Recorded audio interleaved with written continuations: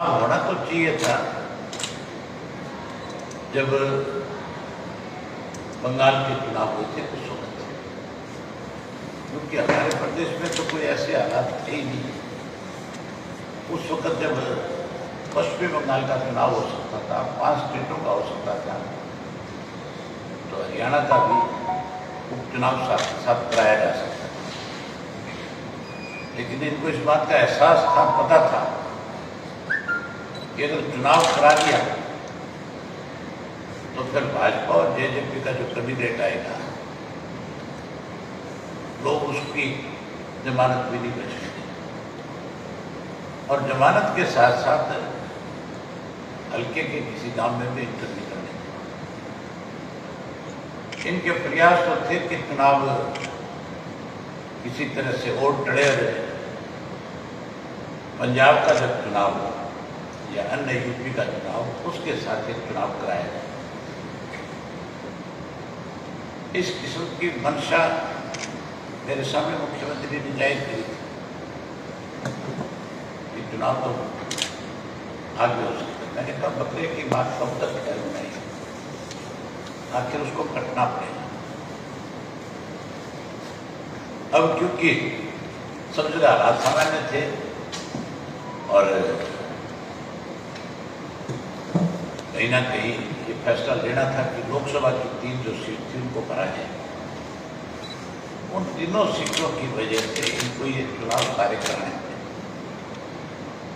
हरियाणा में पीछे इनसे जब पूछा गया सरकार से कि भी आप अपने चीफ सेक्रेटरी की तरफ से, सरकार की तरफ से एफिडेविट दो कि चुनाव हो सकता है कि नहीं हो सकता, तो उन्होंने बाकायदा तौर पे ये एफिडेविट दिया कि हमारे यहाँ पे अभी भी कोरोना का प्रकोप है और हमारे यहाँ इस तरह के अभी हालात नहीं है जिससे चुनाव कराया जा सके। ये एफिडेविट तो दिया इलेक्शन कमीशन और हाई कोर्ट के अंदर पंचायत के चुनाव को लेकर के इशू पेंडिंग था और हाई कोर्ट के अंदर सरकार ने उसी गवर्नमेंट की तरफ से, जिसने इलेक्शन कमीशन को तो ये कहा कि कोरोना की वजह से यह हालात हमारे यहाँ नहीं है इलेक्शन, और हाई कोर्ट के अंदर ये एफिडेविट दिया इन्होंने जाकर के कि हमारे यहाँ पे हालात बिल्कुल सामान्य हैं, हम पंचायत के चुनाव करा सकते हैं, तो आप हमें इसकी इजाजत दें। किस तरह से सरकार का दोगलापन था जो लोगों के सामने आया। अब जब चुनाव होगा तो सरकार की तरफ से कोई उम्मीदवार बनकर के आएगा, उसकी जमानत नहीं बचेगी, उसकी हर हालत में जमानत जब्त होगी और इनको जब वोट मांगने जाएंगे तो विरोध को फेस करना पड़ेगा, विरोध का सामना करना पड़ेगा।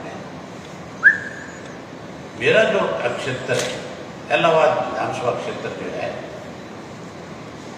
वो टोटल ग्रामीण है और वहाँ सारे लोग खेती पे निर्भर करने वाले। मजदूर है तो खेती पे निर्भर करता है, किसान है तो खेती पे निर्भर करता है। पहले दिन से ही वो लोग कृषि के 3 काले कानून बने थे उनके खिलाफ थे और मैं विशेष रूप से मैंने जब अपना रिजाइन किया था, मुझे जब किसान संगठनों की तरफ से इस तरह के मैसेज थे कि कोई पहल करे इस चीज की, तो मैं अपने विधानसभा क्षेत्र में गया, जाकर के मैंने लोगों से खुलकर के पूछा था कि तुम इन 3 काले कानूनों के पक्ष में और खिलाफ हो। हर गांव के अंदर बड़ी संख्या महिलाएं आए, नौजवान बच्चे आए, बड़े बुजुर्ग आए। उन्होंने खूब खुल करके ये कहा कि हम नहीं चाहते कि किसी के 3 काले कानून रहे, ये खत्म होनी चाहिए। तो मैंने कहा भी सरकार पे दबाव बनाने के लिए इसके लिए मैं पहल करना चाहता हूँ। मेरी नज़रों में चौधरी देवीलाल का खून है। चौधरी देवीलाल जब किसान की कोई भी अनदेखी करता था, वो चाहे किसी भी पद से होते थे, वो उस पद को छोड़ देते थे। मैंने उनसे पूछा कि क्या आप चाहते हो कि मैं चौधरी देवीलाल के दिखाए हुए रास्ते पर चलूँ, क्योंकि मैं उस पार्टी से विधायक हूँ जिस पार्टी का पौधा चौधरी देवीलाल ने लगाया। और अगर आज मैं कोई इस तरह का फैसला नहीं लूंगा तो कल को लोग ये कहेंगे कि चौधरी देवीलाल की पार्टी से संबंध रखने वाला व्यक्ति आज किसानों की हितों की लड़ाई लड़ने की बजाय कहीं अपना स्वार्थ देख रहे हैं। मुझे लोगों ने कहा कि आप जो फैसला लोगे हम आपके साथ हैं। तो मैंने वही उनसे पूछ लिया कि मुझे इस्तीफा देना चाहिए कि नहीं देना चाहिए। लोगों की तरफ से भी खुल के आवाज आई थी कि आपको इस्तीफा दे देना चाहिए। मैंने हल्के के एक व्यक्ति से पूछ करके रिजाइन किया और मेरे रिजाइन करने का आंदोलन पे असर पड़ा। उस वक्त इस किस्म के हालात पैदा हो गए थे कि जेजेपी के बीजेपी के भी बहुत से लोग जो ग्रामीणांचल से जीत करके आए थे, उनके इस बात का दबाव पड़ना शुरू हो गया था कि आप ये इस्तीफा दो। अगर उस वक्त मेरे साथ कांग्रेस के लोग इस्तीफा दे देते तो आज उपचुनाव नहीं, आज मध्यवर्ती चुनाव होता। क्योंकि अगर 31-32 MLA इकट्ठे इस्तीफा दे तो फिर जो उन दिनों में विचित हुए विधायक थे बीजेपी की जेजेपी के, वो भी दबाव में आ जाते, वो भी इस्तीफा देते, ये सरकार चली जाती, ये सरकार बचती है। इस सरकार को बचाने वाला, ऑक्सीजन देने वाली तो कांग्रेस पार्टी है, बंदर सिंह हुड्डा है, जिसने नो कॉन्फिडेंस मूव करके उन विधायकों का डर निकाल दिया जिनको ये डर था कि जो इस दबाव में आए हुए थे, जो इस्तीफा देना चाहते थे, उनका डर निकल गया कि अब तो 6 महीने इस ऑक्सीजन के लिए 6 महीने सरकार नहीं जाएगी, तो तुम क्यों जल्दी कर। लेकिन अब कांग्रेस में जब आ जाएगी उन लोगों के बीच में वोट मांगने, तो उनको भी लोगों के सवालों का सामना करना पड़ेगा कि अब आप किस मुंह से यहाँ वोट मांगने आए हो। जब अभय सिंह ने इस्तीफा दिया था तब तुमने भी अपनी तरफ से इस्तीफे की पेशकश क्यों नहीं की। अगर तुम पेशकश करते तो आज ये सरकार सत्ता में नहीं होती, आज मध्यवर्ती चुनाव होता है और किसानों की देशी सरकार इस प्रदेश में बन जाती। इस चुनाव से प्रदेश के बहुत समीकरण बदलेंगे। जैसा मैंने आपसे 25 सितंबर की रैली के लिए कहा था, सम्मान दिवस समारोह में ऐसे ऐसे लोग आएंगे चौधरी देवीलाल को अपनी श्रद्धा समर्पित करने के लिए, जिससे लोग आश्चर्यचकित हो जाएंगे। और मैंने जो कहा था वो हुआ वहां। अब इस चुनाव की डेट तय होगी, इसके नामांकन पत्र भरने दो, इसके विड्रॉल होने दो, फिर आप देखना किस तरह से बदल बसती है सरकार। फिर ऐसे हालात बनेंगे कि आप अपनी कलम से लिखोगे और कहोगे कि अब सरकार जाने के कगार पे आप लोग खड़ी है।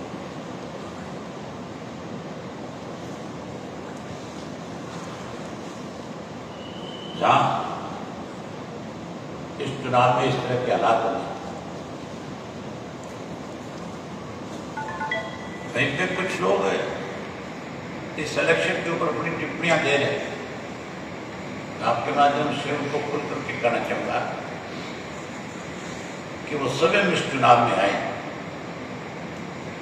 स्वयं इस चुनाव को लड़े, ताकि इलाहाबाद के लोग उनकी तसल्ली कराएं, उनके भी कोई गलत फहमी नहीं।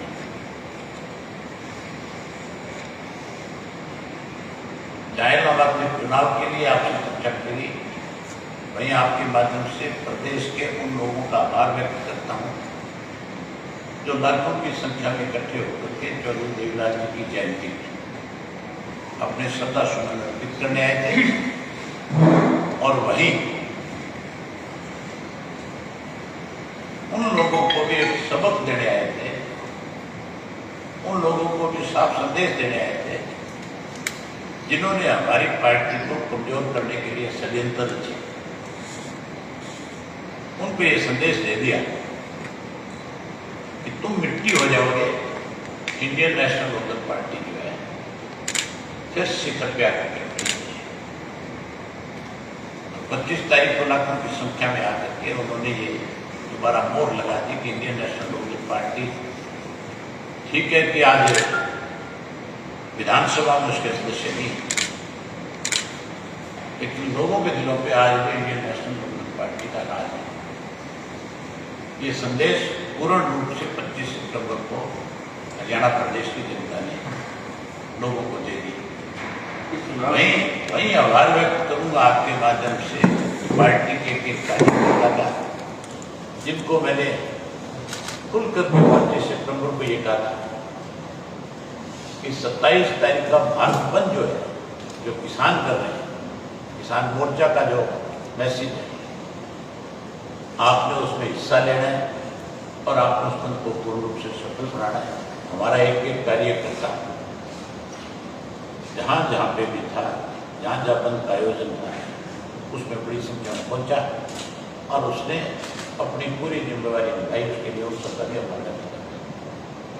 इस उपचुनाव के बाद प्रदेश भाजपा अध्यक्ष का एक बयान आया कि ये चुनाव जो है इनेलो के लिए एक बड़ी चुनौती है और बीजेपी जेजेपी के लिए अवसर है। वो अवसर कैसा मानते हो चुनौती को? आप चुनौती तो लोगों की है। ये चुनाव जो है इस बात का होगा कि मतदाता इन 3 किस्म के काले कानूनों को हिमायत करता है या उनकी मुखालफत करता है। वो इनको इस बात पे मोहर लगा देगा खुल करके कि कृषि के 3 काले कानून जो बनाए ये गलत है या ठीक है, इस बात पे ही चुनाव होना। अगर हम बात करें जो चुनौती कहते हैं, मैं उनको तो निमंत्रण दूंगा कि आप आओ और आकर के इन लोगों को समझाओ कि तुम्हारे बनाए हुए कानून जो नहीं है। ये चुनाव मेरा इंडियन नेशनल लोकदल पार्टी का नहीं, ये चुनाव किसी और पार्टी का भी नहीं। ये चुनाव तो कृषि कानून के हक और खिलाफ है, क्योंकि इस्तीफा मैंने इस बात पे दिया था कि कानून का है। अब वो लोग जो मतदाता है वो मेरी बात को सही साबित करने के लिए इंडियन नेशनल लोकदल पार्टी के उम्मीदवार को जिताते हैं या किसी और के पक्ष में वोट डालते हैं, फैसला अभय जी अभी ये कहा है भाजपा प्रदेश अध्यक्ष ने कि जो उम्मीदवार है वो जेजेपी और बीजेपी के गठबंधन का होगा, लेकिन बड़ौदा उपचुनाव में उन्होंने भाजपा के ही समर्थित उम्मीदवार को उतारा था। तो आप क्या कहेंगे कि जो यहाँ पर ऐलनाबाद में जेजेपी का उम्मीदवार आपके सामने होना चाहिए, क्योंकि आपकी मुखालफत की राजनीति जेजेपी कर रही है? उनके अध्यक्ष चुनाव आ गए थे, मंत्री रहते चुनाव, अब उनके लिए अच्छा मौका है, उपचुनाव हो रहा है, वो आकर के लड़े।